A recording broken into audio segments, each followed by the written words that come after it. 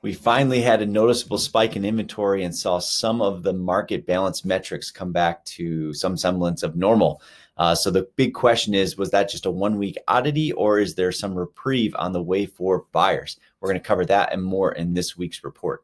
As always, thanks for taking a few minutes to join us for our weekly look at real-time market insights into our local housing market. My name is Scott Parker. I'm the Vice President of Sales and Marketing with John Green Realtor, and I'll be taking you through this week's findings. So let's jump in. First up, let's look at new listings. And so here's the new listing bump that I mentioned, and you can see it was really significant. Maybe a little pent up demand from the local spring breaks and Easter being over, but nonetheless, a very welcome sight. Here's under contract activity, and you can see it was pretty moderate and in line with the past few weeks of the past several months. Now, the thing to remember is contract activity is usually a slightly a bit of a lag indicator. So homes hit the market and then they make their way off the market in the following week or so. At least that's how it's been in our rapid market of this past few years. So next week will be very telling. We should, in theory, see a spike in contract activity.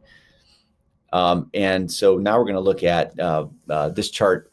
Certainly supports that because this is our showing activity chart. And so this graph gives us a great forward-looking indicator of where the market's going, because these are active buyers that are out there and they're going to turn into contracts over the next couple of weeks and months. And you can see that metric shot way up in the last 7 days or so. And that's what happens when we get a spike in inventory.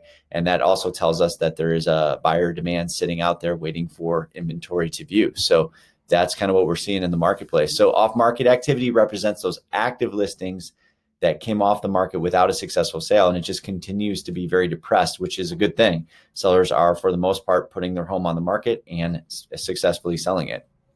This graph depicts balance in the market. So 60% we kind of say is in the normal range, 100% is way out of balance, and we have fluctuated quite a bit throughout this year. And you can see what happens when we finally get a big lift in new inventory like we got this past week. It almost came back to what we would consider some normal balance last week, which should have felt pretty good to some of those motivated buyers that are trying to find a home.